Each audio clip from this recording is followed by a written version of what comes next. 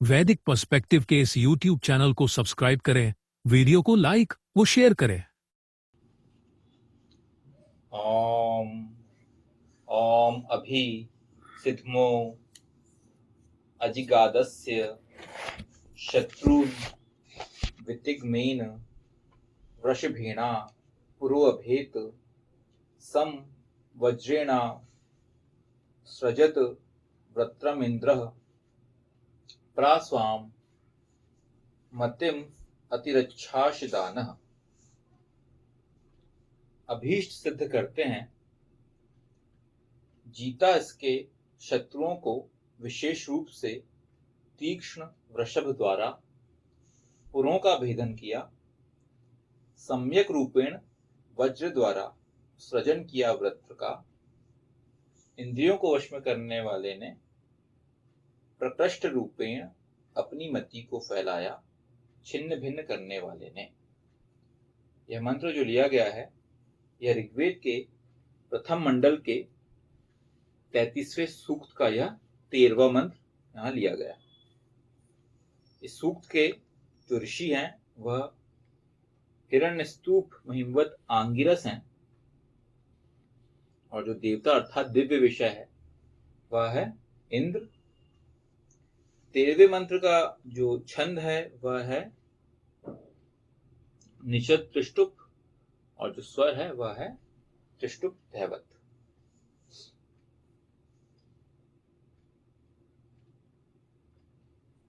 Total 5 footnote है इस मंत्र में। अभीष्ट सिद्ध करते हैं, अभी सिद्धमः। ईशान परब्रह्म परमात्मा हमारा अभीष्ट चाहता है, इसी हेतु उसने सृष्टि बनाई है।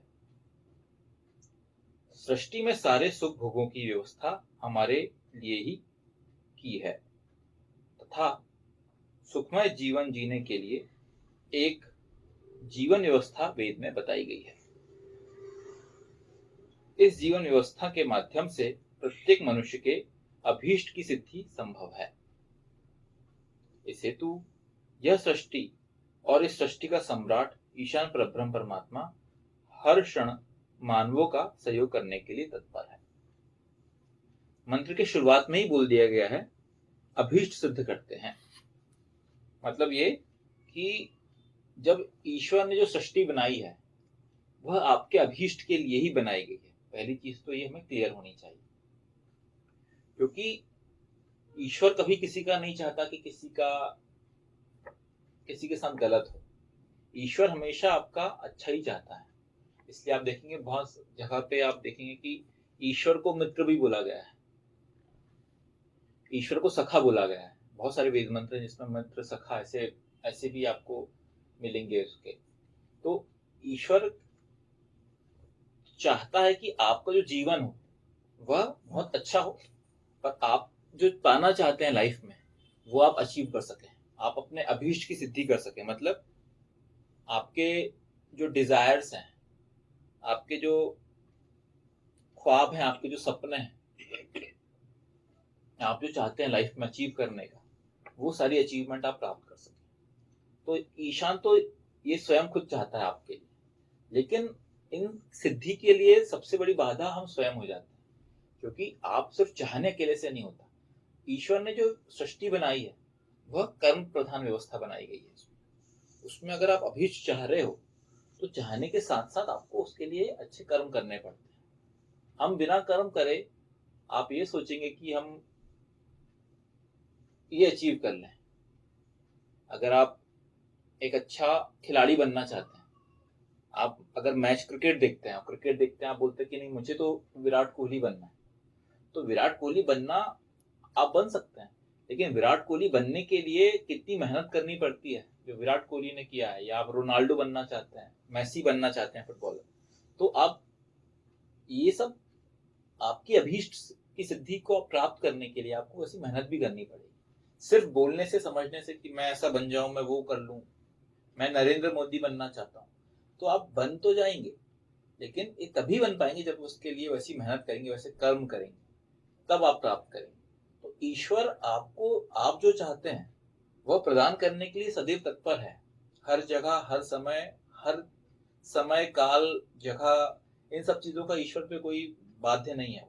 ईश्वर हर किसी की हर जगह हेल्प कर सकता है, लेकिन वो सबसे पहले आपको अपनी स्वयं की हेल्प करनी पड़ेगी। तो यहाँ पे यही बोला जा रहा है कि अभीष्ट की सिद्धि अभीष्ट सिद्ध करते हैं। तो ईश्वर अपना सहयोग हमेशा देगा। अगर आप इसलिए देखेंगे ना, आप अगर पाएंगे, ऐसे आप बहुत सारे मोटिवेशनल बुक्स पढ़ें या आप बहुत सारे मोटिवेशनल जो ये पॉडकास्ट होते हैं सुनेंगे, तो आप पाएंगे कि आप सपने जरूर देखें।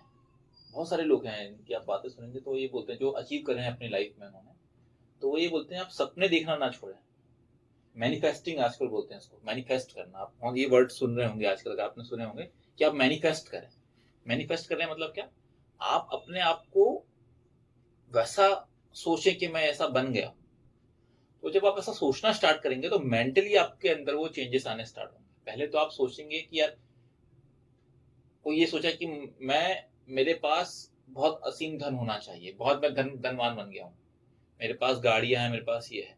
कोई ये सोच रहा है कि मैं कोई बहुत बड़ा क्रिकेटर बन गया हूँ। जो भी, जिसकी भी जो भी अभीष्ट की जो सिद्धि है, जो भी वो चाहना पाना चाहता है, उसका आपको मैनिफेस्ट करना पड़ेगा। और मैनिफेस्ट करने के बाद फिर आपको उसके लिए काम करना पड़ेगा। प्रॉब्लम क्या होती है, हम उसको सोच ही नहीं पाते कभी कि हम ये अचीव कर सकते हैं। ये हमारे अंदर नेगेटिविटी लेके आती है।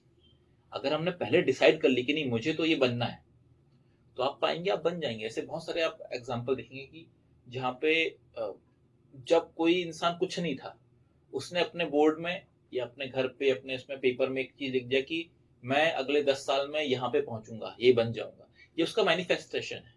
वो मैनिफेस्ट कर रहा है अपने आप को कि मैं ये अचीव कर लूंगा।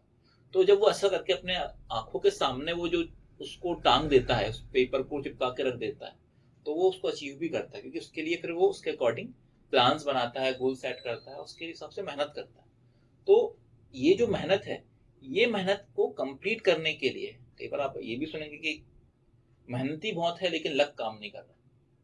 ये भी कई लोगों के साथ होता है।